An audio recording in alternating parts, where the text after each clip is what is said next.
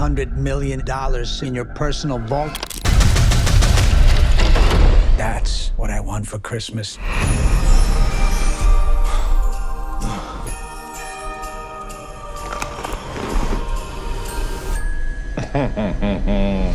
Perfect. Well, John, to start us off, we have a question from Mi Sangre Latina. This one comes from Arlene Martinez, who says that this movie is like Home Alone on steroids, which is a classic Christmas movie, of course.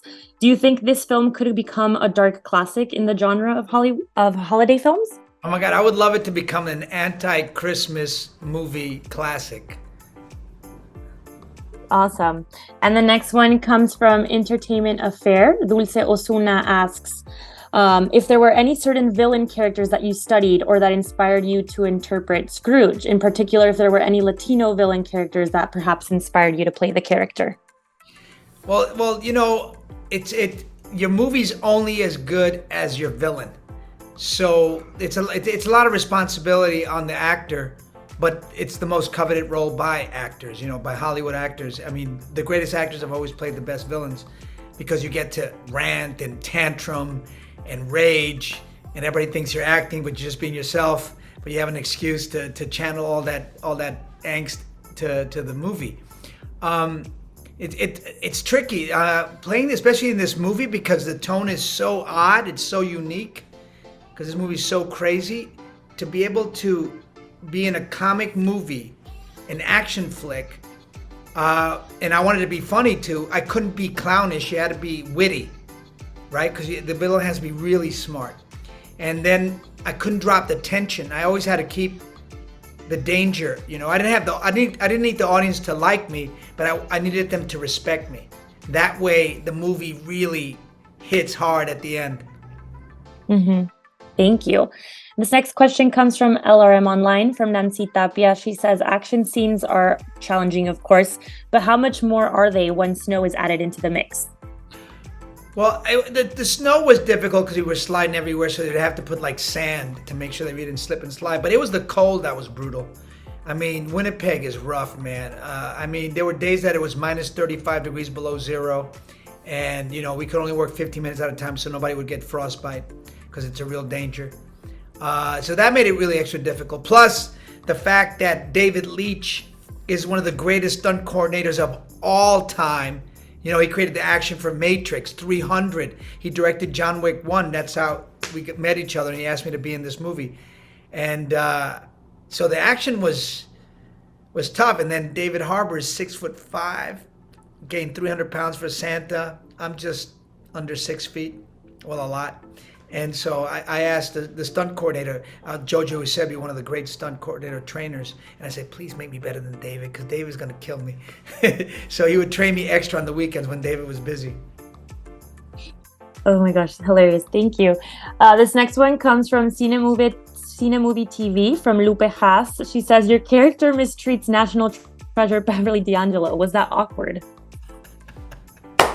It's so true. I mean, that scene was crazy. I mean, all those scenes. I mean, I'm a disgruntled employee of this horrible rich family that does criminal activities around the world.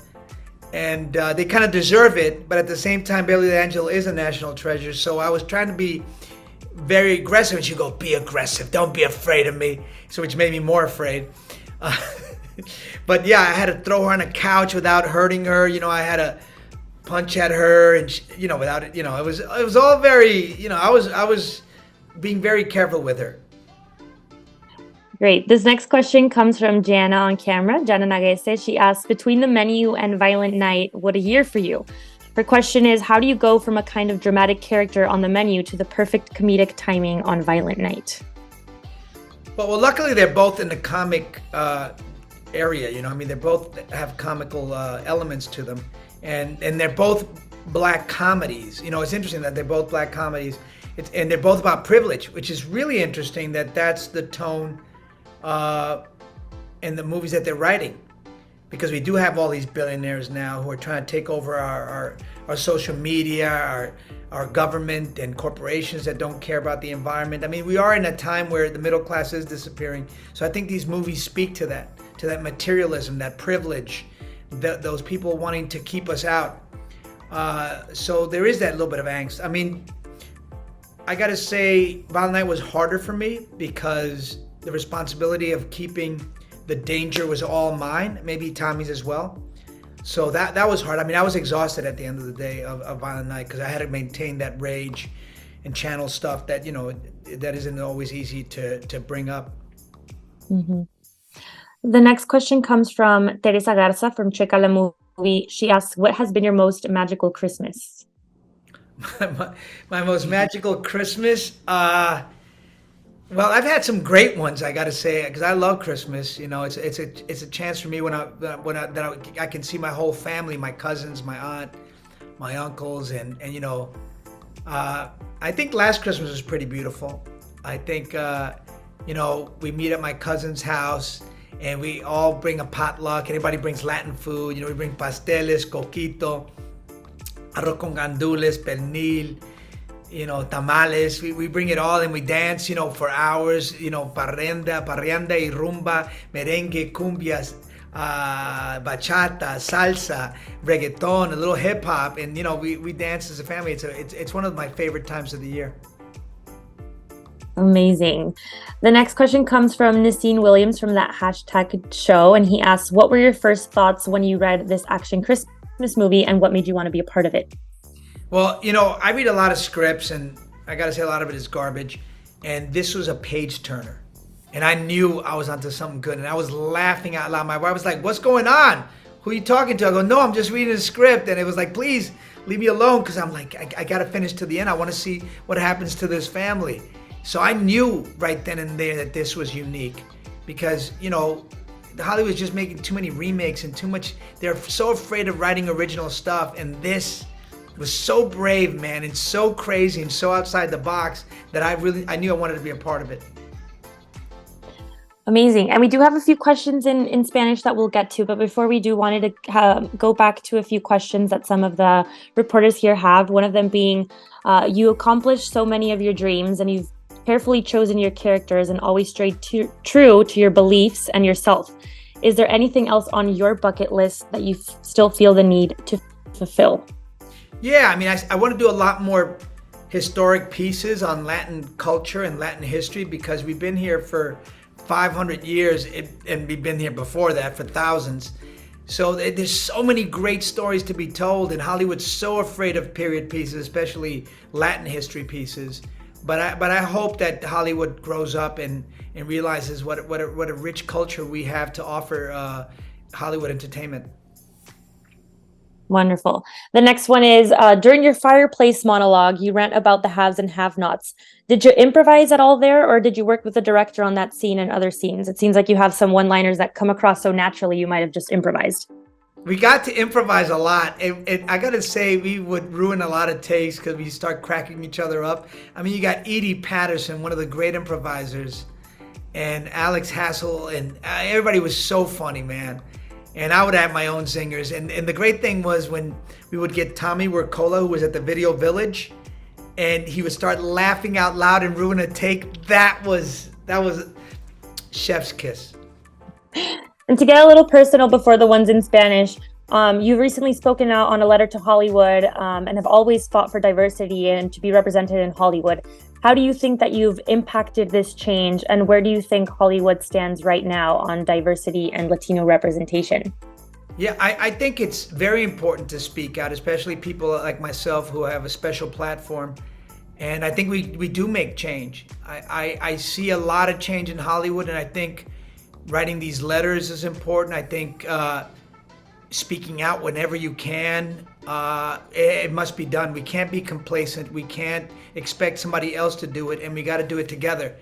And I think the change is coming. I want to get to 20% representation in front of the camera, because we're 20% of the population, even though we over-index at 30% of the US box office and 30% of sports fan and 30% of streamers. I'll settle for 20% protagonists, not 2%, which is what we have now.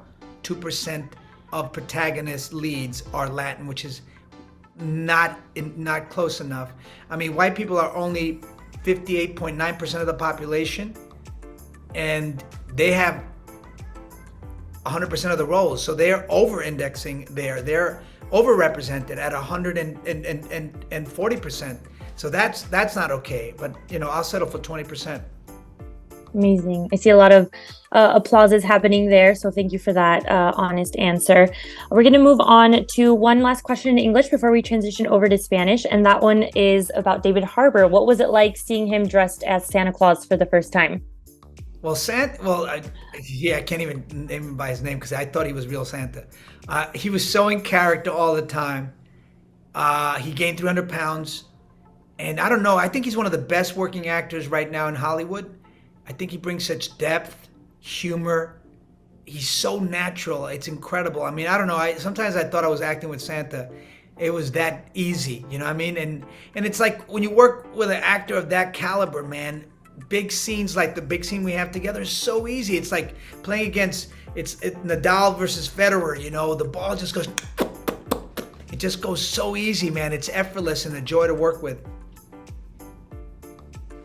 Perfect. And on to some questions in Spanish.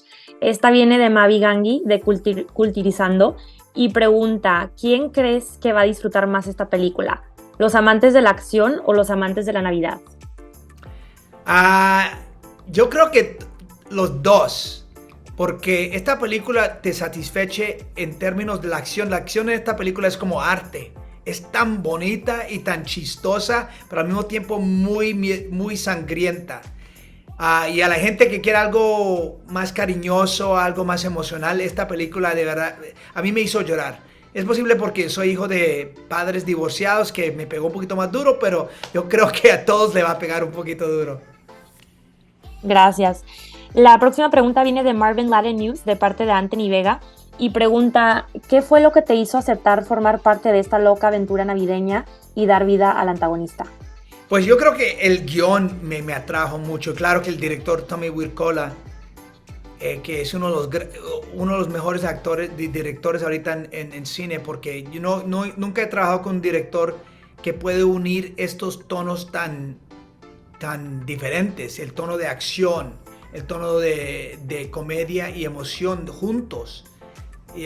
Porque yo cuando vi la película del Comic Con de Nueva York, 4,000 nerds y geeks y están gritando y riéndose y cuando muero al final se paran de pie y gritan ¡yay! Y fue un momento muy doloroso para mí, pero al mismo tiempo muy satisfecho porque hice mi trabajo bien, aunque me odian. Así es. Y por último, una pregunta de Jesús Paredes de The Millennial TV, que pregunta, ¿en qué película que hayas actuado o producido te has divertido y reído más? Yo me reí muchísimo en esta. Latin History for Morons me reía mucho con el equipo. Claro que la audiencia también me ayudaba mucho porque se reían a carcajadas y gritaban y se ponían bravos conmigo. Es que hacer teatro es una cosa muy bonita en Nueva York y viajar por el país porque me encuentro con mexicanos, centroamericanos, suramericanos, los caribeños, puertorriqueños y nos unimos ahí en el teatro juntos y nos expresamos mucho. Y para mí es lo que siempre me ha encouraged to continue my fight against Hollywood. Perfecto. Gracias. Y con eso terminamos nuestros roundtables. If everyone just wants to give us a quick smile for a quick photo, and then we'll wrap it up. Well, Ready, everyone? I want to take a photo too. Hold a second. Let me see if I can do it. Okay. 3, 2, and 1. Beautiful. Thank you so much, everyone, and John, for your time. Thank you, everybody. Thank you for your time and your great questions. Thank you, John. Holidays and merry everything. Feliz Navidad. Chaito. Thank you. Feliz Navidad. Thank you. Muchas gracias.